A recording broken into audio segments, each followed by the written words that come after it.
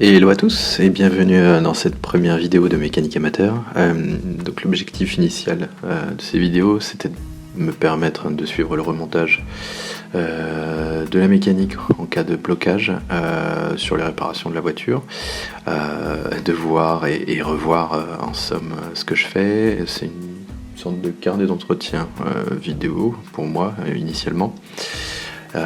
Après cela, et en fait sur l'inspiration du youtubeur mécanicien amateur de la région lyonnaise, que je vous présenterai dans de futures vidéos, j'ai décidé d'exposer et de vous exposer ces prises pour aussi vous partager cette passion de la mécanique. Donc tout d'abord, j'ai débuté l'entretien de ma voiture, donc c'est une BMW F46 220D X-Drive de 190 chevaux qui a récemment passé sa période de garantie par donc le changement de roues hiver pour des roues été, entretien très très classique, et ainsi qu'un rapide check-up du coup sur le système de freinage. On regarde ça ensemble. Donc là on va aller démonter chaque écrou ici. Donc là on a un écrou de sécurité. On a tout ce qu'il faut dans la voiture, il n'y a pas de souci. Et on va surtout d'abord lever la voiture. Pour lever la voiture, il faut poser, j'espère que vous voyez bien ici. Là on est juste à côté de la roue droite, ici. Hop. Donc là vous avez juste en dessous un patin ici. Un patin en plastique sur lequel il faut poser le cric. Et le cric, c'est cette partie ici qui doit être posée dessus. Voilà, on y va, on le fait tout de suite. Donc là, on fait ça comme ça.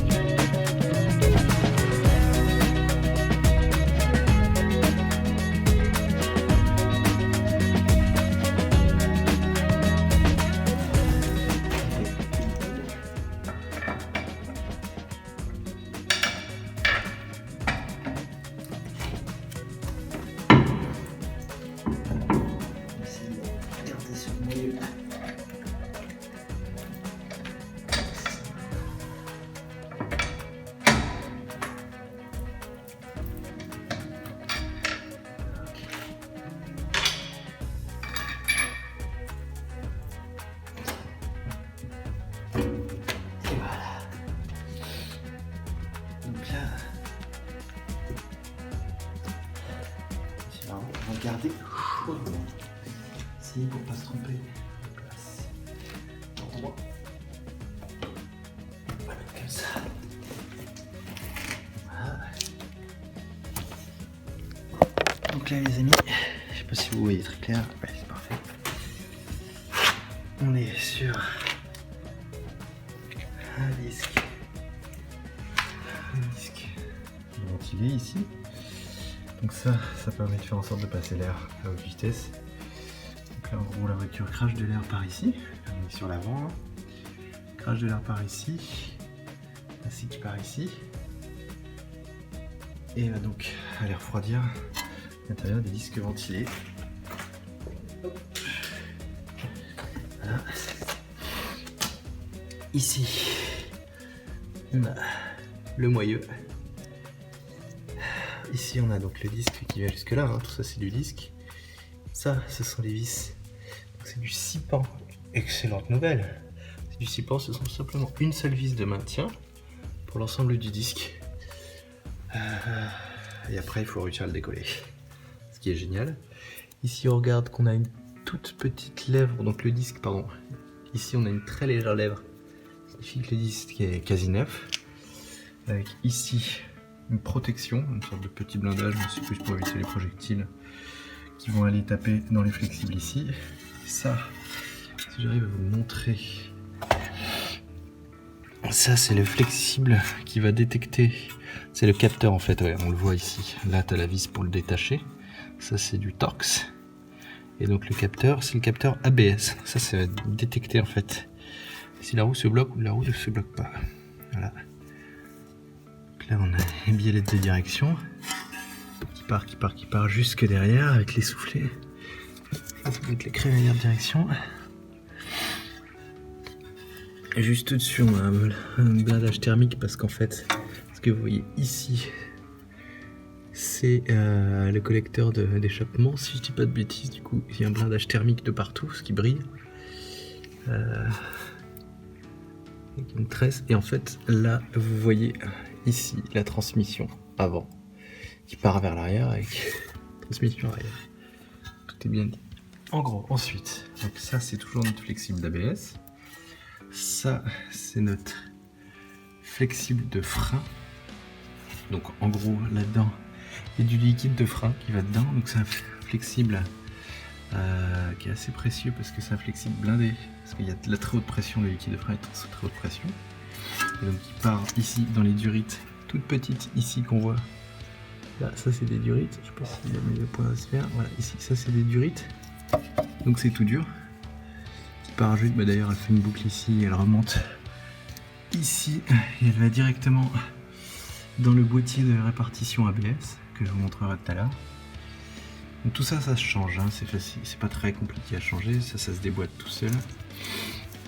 Donc là on a le liquide qui arrive directement dans l'étrier de frein et ici on voit c'est le bas du piston d'étrier.